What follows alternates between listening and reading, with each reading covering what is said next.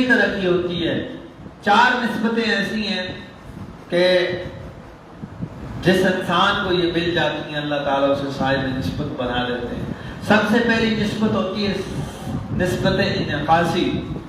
یہ نسبت کمزور نسبت ہوتی ہے، یہ زیادہ مضبوط نسبت نہیں ہوتی۔ جب انسان کسی اللہ والے کے سامنے جاتا ہے تو اس کے دل کی دنیا بدل جاتی ہے، اس کے دل کے خیالات، اس کے دل و دماغ میں جو خیالات ہوتے ہیں وہ ختم ہو جاتے ہیں، اور پھر جب وہ اللہ والوں کے سامنے سے اٹھ کر چلا جاتا ہے تو یہ نسبت کی جو انعکاسی نسبت ہے یہ ختم ہو جاتی ہے۔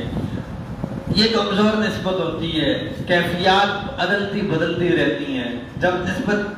جب بھی صحبت میں آتا ہے تو اس کی کیفیات بدل جاتی ہیں، اور جب وہ صحبت سے چلا جاتا ہے تو اس کی جو ہے کیفیات دوبارہ وہی لوٹ آتی ہیں۔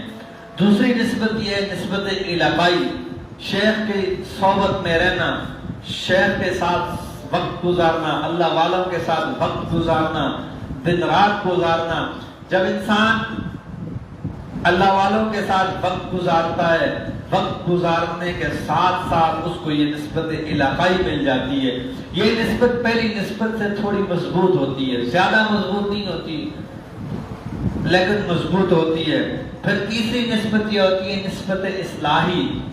یہ نسبت ایسی ہوتی ہے کہ اللہ والے انسان، جب انسان اللہ والوں کے ساتھ رہتا ہے، صاحب نسبت بزرگوں کے ساتھ رہتا ہے، وہ انسان سے مختلف قسم کے مجاہدے کرواتے ہیں، رگڑے لگواتے ہیں ذکر کے، اور مجاہدے کرواتے ہیں، آزمائشیں، مصیبتیں، پریشانیاں آتی ہیں، انسان کو دیکھتے ہیں وہ کتنا جو ہے استقامت کا مظاہرہ کرتا ہے، اور پھر وہ ڈانٹ ڈپٹ کرتے ہیں، روک ٹوک کرتے ہیں، تو اس کو نسبت اصلاحی کہا جاتا ہے۔ یہ نسبت پہلی دونوں نسبتوں سے تھوڑی مضبوط زیادہ ہوتی ہے، یہ بھی زیادہ جو ہے قوی نہیں ہوتی، لیکن ان دونوں نسبتوں سے ذرا زیادہ مضبوط ہوتی ہے۔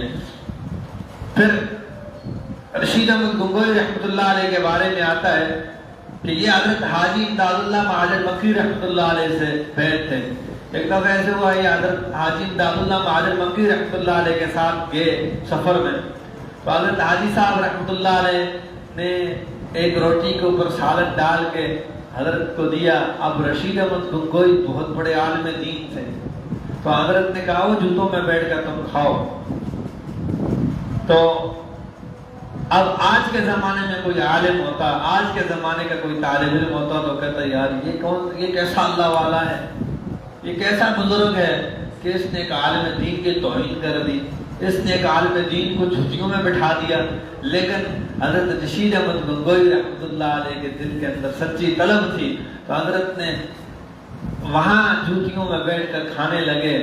تو حضرت حاجی صاحب رحمۃ اللہ علیہ نے دیکھا اور فرمانے لگے اوقات تو تیری جوتیوں میں بھی بیٹھنے کی نہیں تھی، لیکن جو ہے میں نے تیرے ساتھ شفقت کی اور تجھے میں نے جوتیوں میں بٹھا کر کھانا دیا، تجھے روٹی کے اوپر رکھ کر دیا۔ تو حضرت کے دیکھا حضرت کو ذرا بھی جو ہے چہرے پر وٹ نہیں آئے، ذرا بھی ناگواری نہیں محسوس ہوئی۔ حضرت سمجھ گئے کہ واقعی اخلاص والا ساتھی ہے، اصلاح کی وجہ سے، ڈانٹ ڈپٹ کی وجہ سے پریشان نہیں ہو رہا۔ تو حضرت نے بلایا اور بلا کر نسبت منتقل کر۔ حضرت اشرف علی تھانوی صاحب رحمۃ اللہ علیہ کے بارے میں آتا ہے، قاری محمد طیب صاحب رحمۃ اللہ علیہ دارالعلوم دیوبند کے محتمم ان کے پاس گئے، اور چونکہ اہتمام مل گیا، عالم تھے، تو حضرت کے پاس گئے، حضرت کو کہا حضرت میں بھی یہ اخلاص کی نعمت حاصل کرنا چاہتا ہوں۔ حضرت نے فرمایا یہاں رہو خانقاہ میں اور رگڑے کھاؤ، ذکر کے رگڑے کھاؤ، ایک وقت آئے گا تمہیں بھی اللہ نسبت منتقل فرما دیں گے۔ تو حضرت حاجی قاری محمد طیب صاحب رحمۃ اللہ علیہ حضرت تھانوی صاحب رحمۃ اللہ علیہ کی خانقاہ میں آئے، آ کر رہے۔ تو حضرت نے فرمایا آپ کی ڈیوٹی یہ ہے کہ آپ نے جتنے بھی خانقاہ میں مریدین آئیں گے ان کے جوتوں کو سیدھا کرنا ہے، بس آپ کا کام یہ ہے۔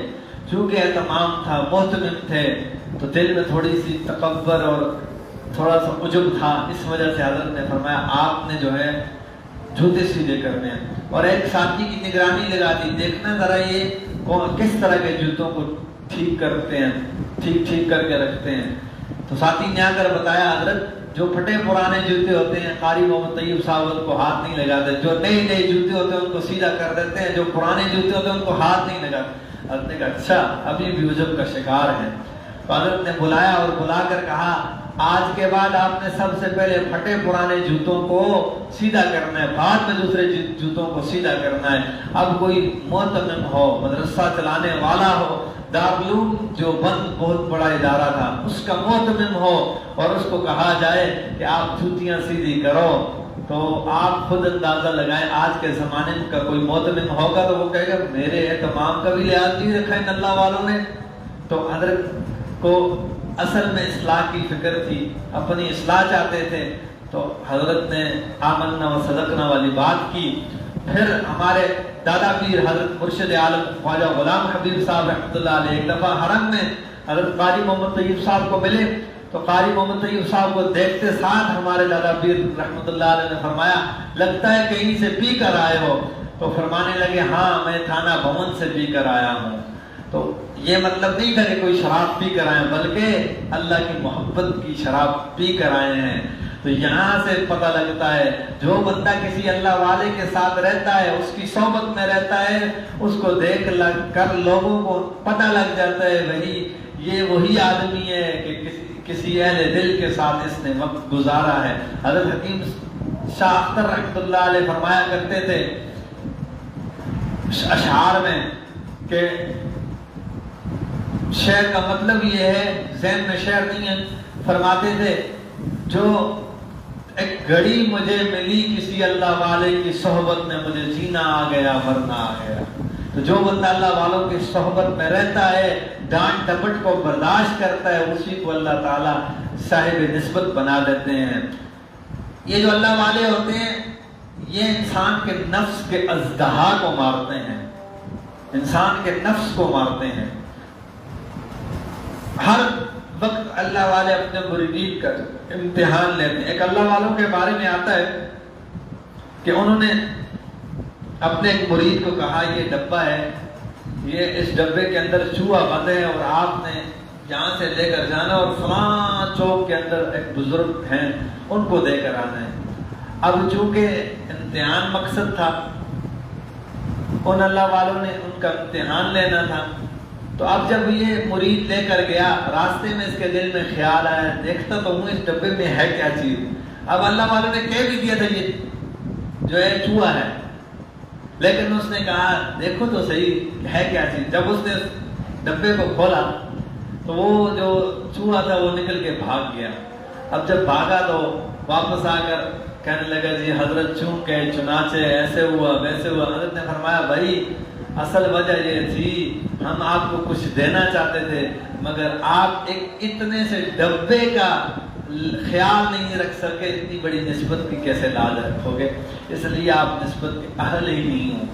اگر اللہ والے کسی کو نسبت عطا کر دیتے ہیں تو اس کا مطلب یہ نہیں ہوتا کہ یہ بہت بڑا آدمی ہے، بلکہ بعض دفعہ جس طرح والدین ایک بیٹا ہوتا ہے، بچہ ہوتا ہے جو گھر کی ذمہ داریوں کو ذمہ داری نہیں سمجھتا، گھر کے کاموں کو اپنی ذمہ داری نہیں سمجھتا، تو گھر والے کہتے ہیں چلو اس کی شادی کرواتے ہیں شاید یہ سیدھا ہو جائے، بیوی اس کو سیدھا کر دے اور یہ کام کاج میں لگ جائے، محنت مزدوری میں لگ جائے اور اپنے گھر کی فکر کرنے لگ جائے۔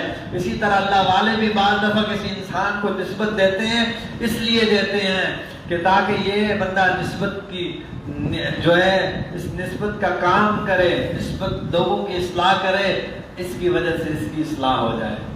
تو چوتھی نسبت ایسی ہے، اس کو نسبت اتحادی کہا جاتا ہے، یہ کامل ترین نسبت ہے، اور یہ نسبت حضرت سیدنا صدیق اکبر رضی اللہ عنہ کو حاصل تھی کہ نبی علیہ السلام کے ساتھ نسبت اتحادی تھی، سفر ہو، حضر ہو، رات ہو، دن ہو، فجر ہو، عشاء ہو، حضرت ابوبکر صدیق رضی اللہ عنہ نبی علیہ السلام کے ساتھ ہوا کرتے تھے۔ صحابہ فرماتے ہیں کئی دفعہ ہم نے سنا نبی علیہ السلام فرماتے ہیں میں اور ابو بکر عمر، میں اور ابو بکر عمر، میں اور ابو بکر عمر، فرماتے ہیں ہم نے یہ یقین کر لیا تھا دنیا میں بھی نبی علیہ السلام کے ساتھ عمر اور ابو بکر ہیں، آخرت میں بھی نبی علیہ السلام کے ساتھ عمر اور ابو بکر ہوں گے۔ آج دیکھ لیجئے روزے کے اندر بھی، روزے میں بھی حضرت ابو بکر اور عمر نبی علیہ السلام کے ساتھ ہیں، اور قیامت والے دن بھی ساتھ ہی ہوں گے، تو اس کو نسبت اتحادی کہا جاتا ہے۔